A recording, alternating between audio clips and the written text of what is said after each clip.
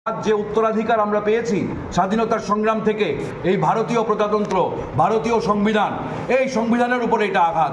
কাজে এটা মুসলিমদের একার বিষয় নয়, সব ধর্মের মানুষ, সমস্ত ভারতীয় মানুষ আজকে এই সংবিধানের পরিপন্থী এই ওয়াকফ আইন 2025 বাতিল করার জন্য উঠে দাঁড়াবে।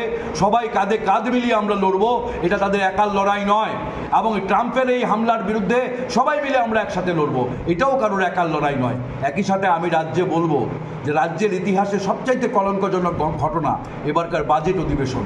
68 বছরের ইতিহাসে ত্রিপুরার 13তম বিধানসভার অধিবেশনে পরিষদীয় মন্ত্রী যেভাবে দুর্নীতি নিয়ে কথা বলার অপরাধে রাজ্যের বিরোধী দলনেতাকে মেলার মাঠে অফিসে বন্দি করে রাখবে এবং তাকে কটূক্তি শুধু করা হয়নি, বর্ণ বিদ্বেষমূলক মন্তব্য করা হয়েছে।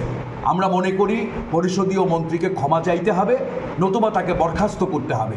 কেন এই বিধানসভার নেতা যিনি মাননীয় মুখ্যমন্ত্রী, তিনি চুপ কেন? এই বিধানসভার যিনি অধ্যক্ষ, তিনি কেন মদদ দিচ্ছেন এই সমস্ত ঘটনায়? স্বাধিকার ভঙ্গের নোটিশ কেন গ্রহণ করা হলো না?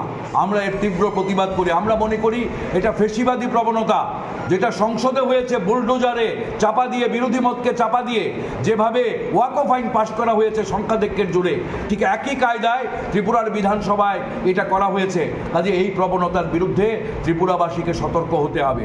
আমরা প্রতিবাদ করছি মূল্যবৃদ্ধি। আপনারা লক্ষ্য করবেন যে উজ্জ্বলা গ্যাস এবং রান্নার গ্যাসের দাম 50 টাকা বাড়িয়ে দেওয়া হয়েছে, পেট্রোল ডিজেলের মূল্য 2 টাকা পার লিটার বাড়িয়ে দেওয়া হয়েছে।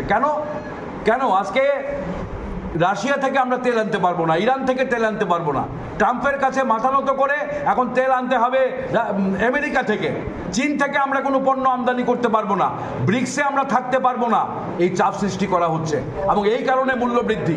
কাজেই সরকারের এই হামলার বিরুদ্ধে আমাদের রুখে দাঁড়াতে হবে এবং